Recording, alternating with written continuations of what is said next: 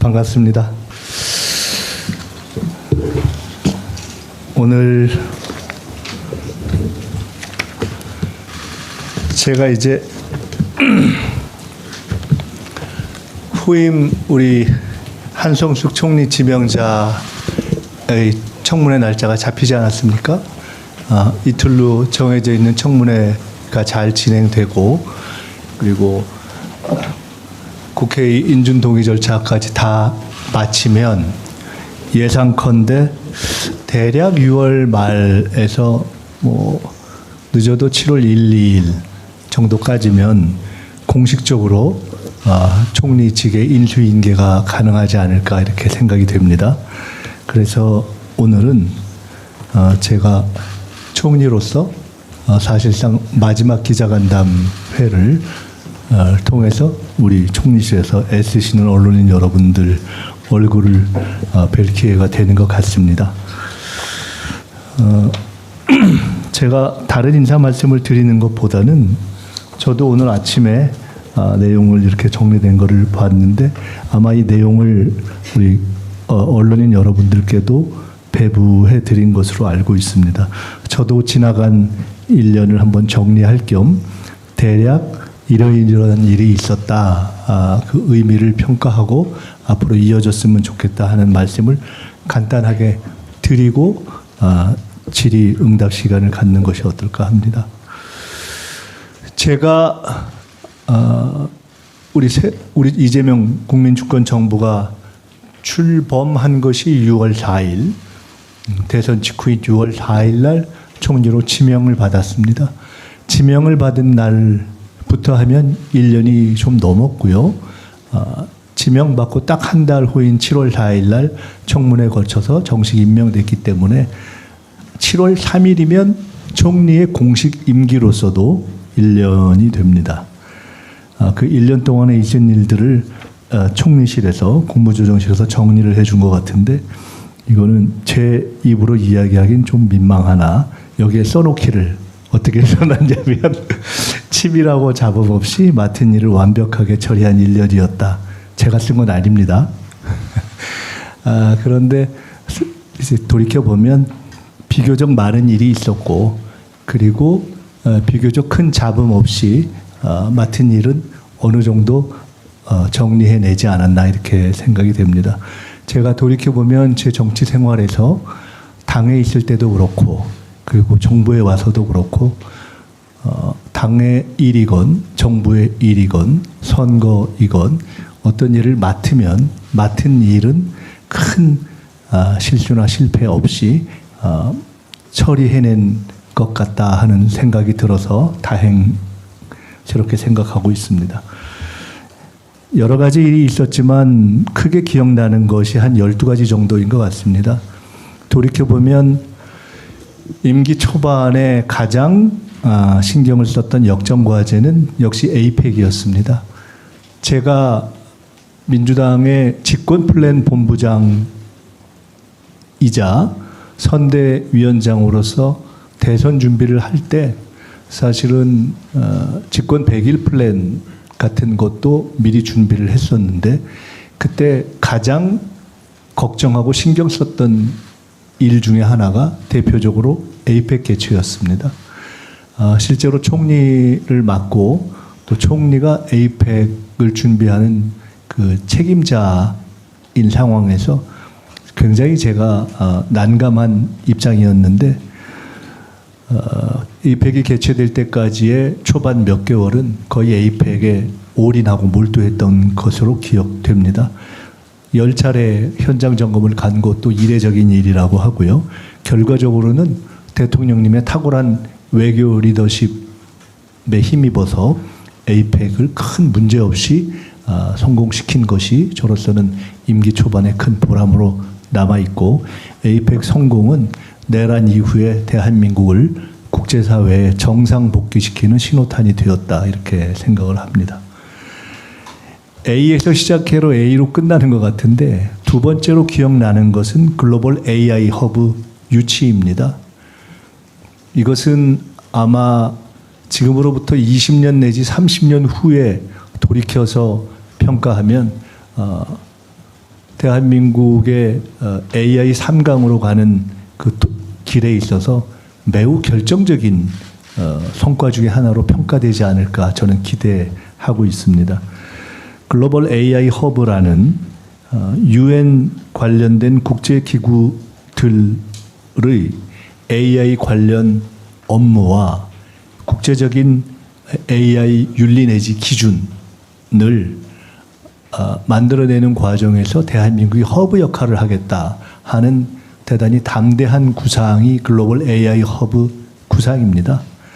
여기에 많은 분들의 아이디어와 노력이 결합되었는데 저는 실제로 이 글로벌 AI 허브를 각 기구들의 결합을 유도해내는 과정에서 직접 미국과 스위스를 방문해서 유엔 사무총장을 포함한 국제기구의 장들을 만나고 그리고 이후에는 다자개발은행들까지 참여시키면서 합류를 주저하던 기구들의 합류를 결정하게 하는 노력을 했고 그것이 우리 외교사나 또는 우리 역사에 있어서 아주 이례적인 이런 국제기구의 맹아를 한국에 유치하는 그런 성과를 거두었다고 생각됩니다. 글로벌 AI 허브는 이제 큰 구상이 정리가 됐고 연차적으로 예산 투입 계획을 포함한 기본 계획을 기본 계획을 마무리한 상태에서 제가 이제 총리직을 그만두게 되기 때문에 저는 국회에 돌아가서도 이 일이 국회에서 입법과 예산을 통해서 잘 진행되도록 철저하게 점검하면서 뒷받침할 생각입니다. 정부에서도 이 일이 잘 진행되도록 챙겨주실 것으로 믿고 있습니다. 세 번째로는 사회적 갈등의 돌파구를 마련했던 몇 가지의 경험들이 제게는 매우 큰 보람으로 남아 있습니다. 취임한 날 당시 용산에 있었던 대통령실을 나서자마자 농성 중이던 농민단체와 면담을 했고 그분들이 그 농성을 해제하게 되었습니다. 그때 요구하셨던 요구들이 몇 가지 있었는데 그 이후에 지속적으로 챙겨서 실제로 성과들을 내서 농민단체의 대표들과도 그 성과를 함께 의미 있게 평가하기도 했습니다. 그 취임 첫날 역시 그러니까 그 취임 직후 둘째 날인가 셋째 날인가 제가 세종에서 당시 큰 사회적인 어떤 갈등이었던 의료 대란 문제, 의정 갈등 문제와 관련해서 의대생 전공의 그리고 의사단체 대표들을 제가 초청해서 만났고 그것이 바로 의대생 전공의의 복귀 의사 발표로 이어졌습니다. 그것이 결국 1년 6개월간 이어졌던 의정 갈등의 해소로 이어진 것 또한 아주 의미 깊은 일로 생각하고 있습니다. 제가 일요일인 어제도 한국 체대를 가서 그 현장 근처에서 간담회를 했습니다마는 이번에 국민참정권 침해, 선관위의 부실 선거 사태와 관련해서 직후에 대학생들과 만나서 소통을 했던 것을 또한 매우 의미 있게 생각합니다. 그 소통을 통해서 대학생 청년들이 이번 그 사태를 부실 선거로 보고 전면적인 재선거보다는 제도 개선, 선관위 개혁, 그리고 필요하다면 개헌에 이르는 그런 어떤 대안의 모색 등으로 방향을 잡게 되는데 일정한 기여를 한 것이 아닌가 생각합니다.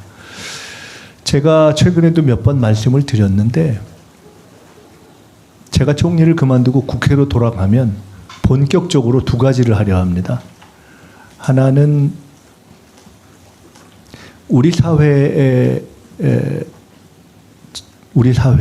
그리고 정치권, 정당들이 청년 대학생들과의 대화나 소통이 상대적으로 좀 부족했다라고 생각합니다.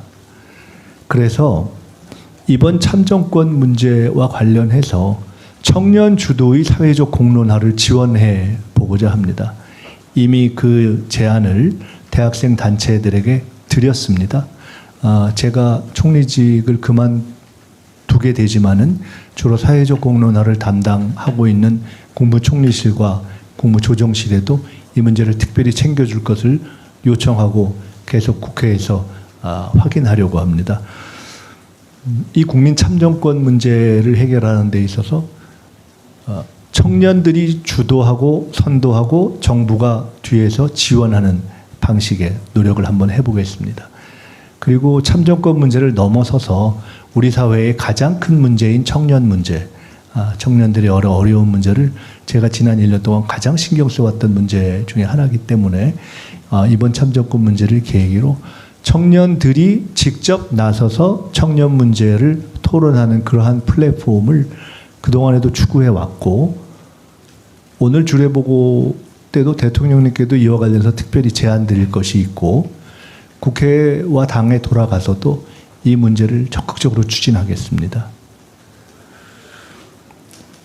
이렇게 한편으로는 청년들 주도의 문제 해결을 지원할 생각이고 두 번째로는 선관위 개혁과 관련된 원포인트 개헌을 본격적으로 국회에서 논의하도록 하겠습니다. 이와 관련한 진지한 여와 야 그리고 전문가들의 토론을 지속적으로 추진하겠습니다. 야당에서도 국민의힘에서도 여러 가지 문제의식이 있으니 많지 진지하고 지속적으로 이 문제를 제기해서 반드시 적어도 국민 상당수가 국민 대다수가 문제의식을 느끼고 계신 이 문제만큼은 여와 야가 합의해서 개헌을 원포인트 개헌을 통해서라도 서로가 다 우리 사회가 인정할 수 있는 대안을 만들어낼 수 있도록 노력하겠습니다. 네 번째로 총리가 할 수 있는 실용 외교라는 장을 개척하고 열어낸 것도 저로서는 의미 있게 생각하고 있습니다. 그동안 우리 사회에서는 총리의 역할에 대해서 약간 저로서는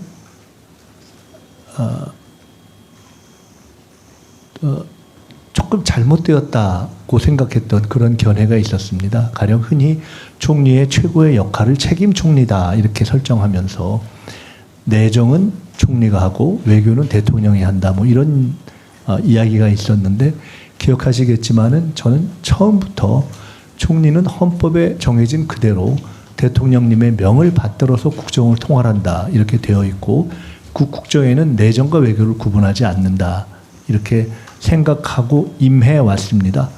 그런 입장에서 종래에는 총리의 영역이 아닌 것으로 보통 생각되어 왔던 외교 부분에도 총리의 역할이 있다고 생각돼서 꾸준히 노력을 해 왔습니다.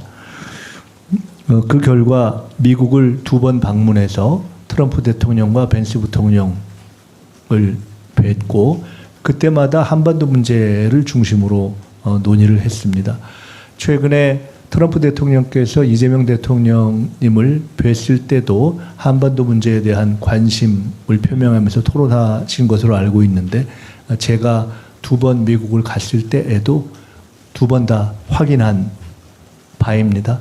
미국의 행정부의 이 최고 지도자들이 갖고 있는 한반도 문제에 대한 관심을 확인했고, 또 그에 대해서 지속적으로 역할을 해줄 것을 요청하기도 했고, 그렇습니다. 아까 말씀드렸던 글로벌 AI 허브 관련한 노력을 한 것도 있고요. 오늘 이제 2박 3일의 일정으로 중국을 가게 됩니다.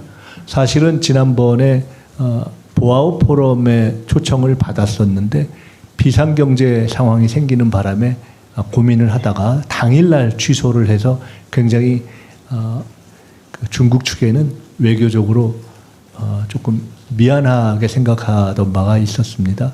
그런데 이번에 하계 다보스 포럼의 개최라는 계기를 통해서 중국 측에서 다시 한번 참석 요청을 해왔고, 제가 이미 총리직 사의를 표한 상태라는 것을 중국이 인지하고 있습니다.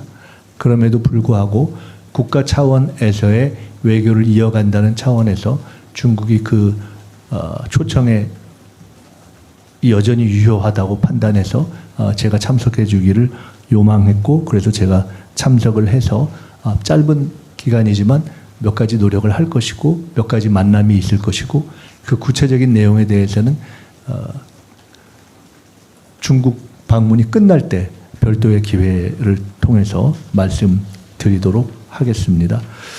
실은 이 미국과 중국 외에도 그 글로벌 AI 허브 외에도 제가 관심을 갖고 우리 국익과 매우 중요한 문제라고 판단돼서 했던 몇 가지 외교적 노력이 있습니다. 그와 관련해서는 아마 그와 관련한 구체적인 결과가 이렇게 드러나게 될 시점에서 또 설명드릴 기회가 있지 않나 이렇게 생각을 하고 있습니다. 내란 청산과 관련해서 행정부의 내란 청산을 책임지고 했었습니다. 기억하시겠지만 제가 행정부에서의 내란 청산이 선도적으로 필요하다는 문제 제기를 국무회의에서 먼저 했고, 그래서 헌법 존중 정부 혁신 TF를 만들었습니다. 결과적으로는 비교적 정해진 시간에 맞춰서 마무리를 해냈고, 그 결과를 인사에 반영하는 성과도 만들어냈고, 그리고 그 추진하는 과정에서 제가 그 행정부 내의 내란 청산 과정이 그냥 행정부에 맡겨놓으면 안 된다라는 생각에서 그 철저하게 진행되도록 외부의 개혁적 전문가들도 모셨고, 그럼에도 불구하고 그분들께 이 진행 과정에서 일체의 외부로의 어떤 진행 과정에 대한 언론 노출 이런 것이 있어서는 안 된다는 분명한 입장을 전해서 전체적으로 보면 비교적 성과는 내면서도 잡음이 없도록 일이 처리된 것이 아닌가 싶습니다. 그 과정에는 쉽지 않은 몇 가지의 일들도 있었습니다. 국방부에서 육군본부 법무실장을 근신 처분했는데 그 처분이 너무 경한 것 아니냐라는 국민의 비판이 있어서 제가 이것이 이후에 일정한 바로미터가 될 것이라고 봐서 징계 처분을 취소했습니다. 이것이 헌정사상 최초로 행사한 취소권 행사라는 총리의 권한 행사였다고 저도 이후에 확인했습니다. 원칙은 단호하게, 일처리는 엄격하게 하면서도 최대한 잡음이 없게 해서 행정부, 공직사회의 동요를 최소화하면서 일처리를 마감한 것을 의미 있게 생각하고 있습니다. 최선을 다해서 국민과의 국정소통을 하고자 했습니다. K국정설명회라는 이름으로 전국을 돌면서 대학, 지방정부, 기업 등을 순회하면서 국정성과를 설명했습니다. 현장에서 하지만 온라인을 통해서 하는 방식으로 진행을 했고, 특별히 상공회의소라든가 중소기업 같은 곳에서는 이런 식으로 정부의 정책 기조와 방향을 이렇게 직접 상세하게 설명을 해주고 문답을 한 경우는 사실상 별로 없었다. 거의 초연에 가깝다라는 평가를 듣기도 했습니다. 이외에 여러 가지 국정소통 노력을 최대한 하려고 노력했습니다. 국무회의 생중계 등 국정 자체를 국민에게 개방한 대통령님의 노력과 성과에는 미치지 못하지만 저의 이런 노력을 포함해서 앞으로도 우리 정부의 모든 공직자들이 고위급부터 실무 우리 공직자들까지 국정을 공개하고 소통하기 위한 노력은 지속돼야 할 것으로 생각합니다. 지방주도 성장을 총리실 책임하에 실행을 맡은 것도 매우 의미 있게 생각하고 있습니다. 지난 지방선거가 진행되는 동안 총리실을 중심으로 해서 비공개로 착실하게 진행해 왔던 일들이 있습니다. 메가시티, 서울대 10개 만들기, 그리고 2차 공공기관 이전 등은 저희들이 내용을 착실하게 진행해서 지방선거가 끝난 후에 공개적으로 추진할 수 있도록 준비를 해왔고요. 그 외에